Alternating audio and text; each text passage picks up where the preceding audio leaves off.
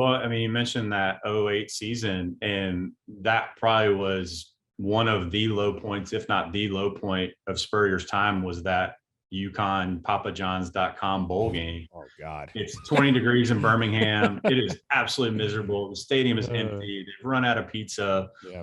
And South Carolina just no shows, against a not very good UConn team that had enough to beat you, but South Carolina should have won that game 10 times out of 10. Right. And I just remember the frustration of the players after that and thinking, like, I don't know if this is going to happen. Right. And that lingering quarterback questions, Garcia couldn't get right, and the other options, no offense to those other guys, just weren't great SEC options. And I just didn't know if it was ever going to happen, and I wondered selfishly, like for my career, like, God dang, man, I came here thinking Spurrier's going to get it going. This is going to happen. And I'm going to be along for the ride to see some really cool years. And I just wasn't real sure about it. And I don't think there's any secret that two things had to happen. One, they got the staff right, I think, finally. When Ellis Johnson, probably most notably, was something that changed the scheme, changed clearly the recruiting ability and philosophy, and really just a lot of things shifted at that point in time. I think Sean Elliott was another huge addition.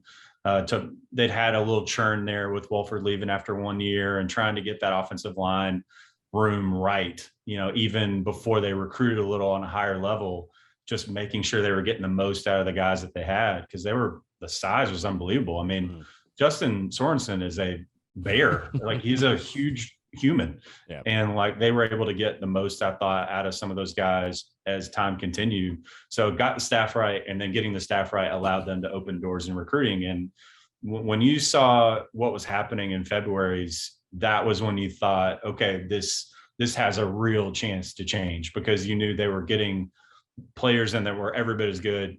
They're beating out Alabama, Clemson, Georgia for all these players, in your USC and Alshon's case.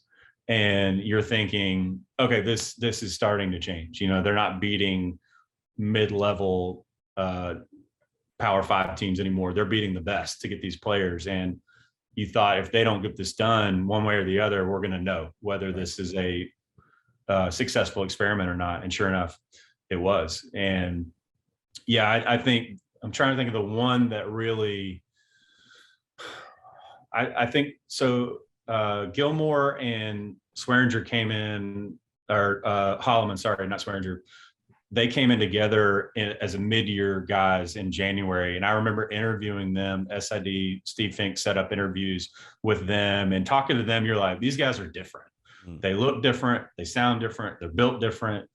These are players that you would expect to see at those programs that are winning championships. And then Lattimore, I think, happened after that. And you started to really get a sense that, okay, this is a program that really has a chance to change. And from then it was, I mean, honestly, Chris, it was just about quarterback at that point in time, because he felt like they built up pretty much every position around quarterback.